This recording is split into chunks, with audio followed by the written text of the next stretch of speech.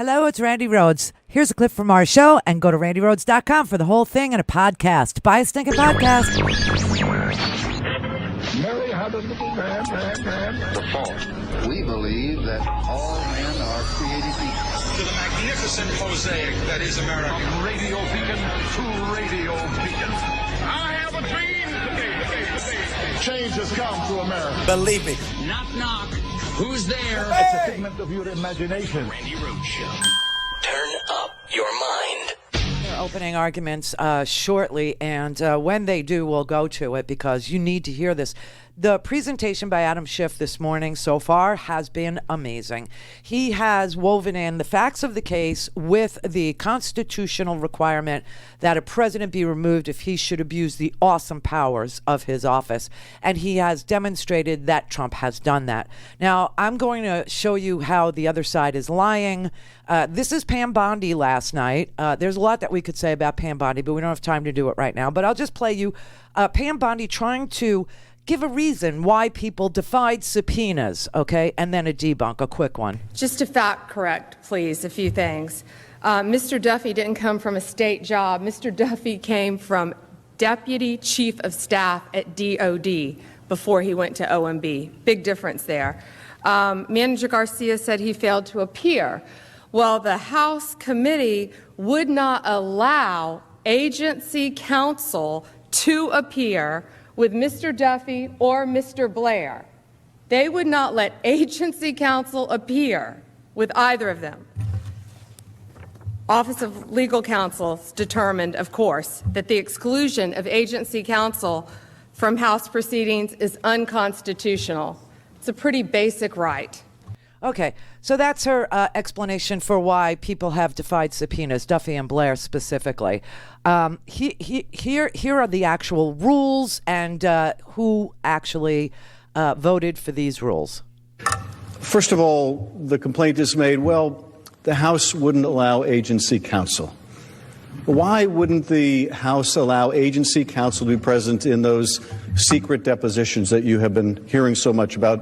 And as I mentioned earlier, those secret depositions allowed 100 members of the House to participate. There are 100 members of the Senate. We could have had that secret deposition right here in the Senate floor. But during those depositions, members of both parties were given equal time to ask questions of these witnesses. Now, why not allow an agency counsel? And by the way, where did Democrats get that rule of no agency counsel during these depositions? We got it from the Republicans. Oh. This was the Republican deposition rule. From 2015. And we can cite you adamant explanations by Trey Gowdy and others about how these rules are so important that the depositions not be public, that agency counsel be excluded. And why? Well, you'll get a good sense of it when you see the testimony of Deputy Assistant Secretary George Kent. Kent describes how he's at a meeting with some of the State Department lawyers and others, and they're talking about the document requests from Congress. And what are they going to do about these, and what documents are responsive, and what documents aren't responsive. And the issue comes up of a letter that the State Department sent to Congress saying, you're intimidating the witnesses. And Secretary Kent testified, no. The Congress wasn't intimidating witnesses. It was the State Department that was intimidating witnesses to try to prevent them from testifying. And so my colleagues at the other table say, why aren't you allowing the minders from the State Department to sit next to those witnesses and hear what they have to say in the depositions? We've seen all too much witness intimidation in this investigation to begin with, without having an agency minder sitting in on the deposition. And by the way, those agency minders don't get to sit in on grand jury interviews either. So they will lie, okay? They will misrepresent the facts. They will misrepresent everything from the basement, secret Star Chamber hearings. You know, the rules that were used during this impeachment inquiry that the House undertook were the rules that the Republicans voted on in 2015 rules that they put in place for impeachment inquiries in 2015. So by the time Donald Trump became president, those rules had been in place for a couple of years, and the Democrats did not change them. And so all the rules that are being applied for an impeachment inquiry are the Republicans' own rules. And in those rules, it says depositions should be taken in secret.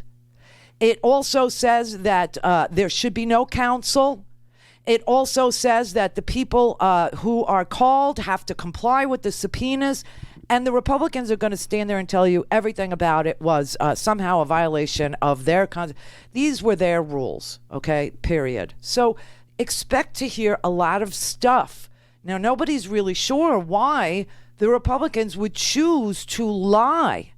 Why would they choose to lie instead of defending the proven behavior through documents that we already have, through text messages that we've already seen, through testimony we've already heard, taken under oath in public? Why would they choose to lie about how we got here and instead of defending Donald Trump's behavior?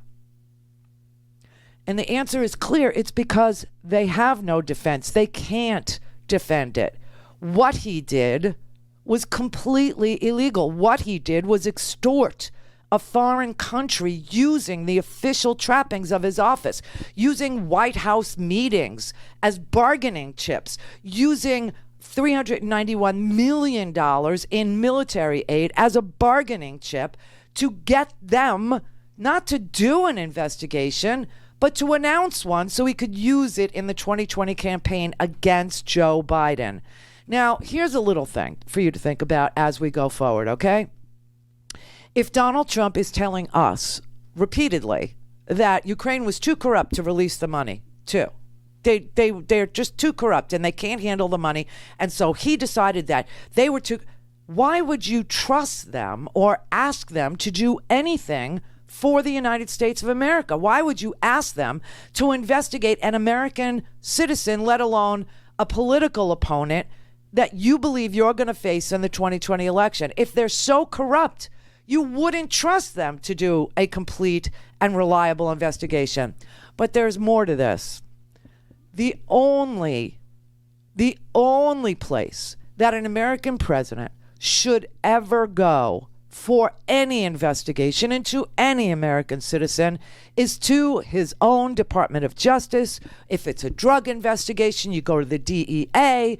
If it's an immigration, you go to a CBP. Whatever it is, you do not go to a foreign country and ask them to investigate an American citizen. Now, you might ask after your Justice Department has opened up an inquiry or opened up a criminal investigation into somebody. You might then ask for any relevant documents that might be, but that is not what happened here because Donald Trump is full of crap. He's full of crap. His explanations do not hold any water, and that is why his defense can't make a defense. There's too many documents already. There's too much witness testimony already. There's too many text messages already. And so even Fox News is explaining that the Democrats are doing a fabulous job and the Republicans are very, very freaking weak here. I think that's pretty smart on the part of the Democrats. They're taking this time to, in effect, make their opening argument, to make the case against the president, to make the case for why the Senate needs to hear from more witnesses, more evidence. And I think to some degree that the White House lawyers are making a mistake. They are basically saying there's nothing to see here. All of this is bogus, while the House managers are taking every second of their 1 hour to make whatever case they want to make. I'd be very curious to see what the White House lawyers used. My bet is it wasn't even half an hour. And, this is being watched by millions of people on the 3 cable channels. I don't know why you wouldn't take the time and every second you have to make an argument on behalf of the president. If I were the president watching this, I would not be especially pleased. Yes, because they can't, Chris, and you know that. Chris Wallace understands that there is no defense for what the president did. There is absolutely no defense. You do not go to a foreign nation and ask them to investigate an American citizen for something you believe happened 5 years ago. You go to your Justice Department, or you go to the DEA if it's a drug thing, or you go to the U.S. attorney in the state where it happened. You know, this is such, and that is why they don't make a defense. They can't. They don't have one. So in the end, you know what it's going to be? I swear to God. It's going to be Melania's Zara jacket. You remember Melania's Zara jacket that said, "I don't care, do you?" That's going to be the entire defense. He did it, but I don't care. Do you? The entire defense is on that Zara jacket. You watch. Go to RandiRhodes.com for the whole thing and a podcast. Buy a stinking podcast.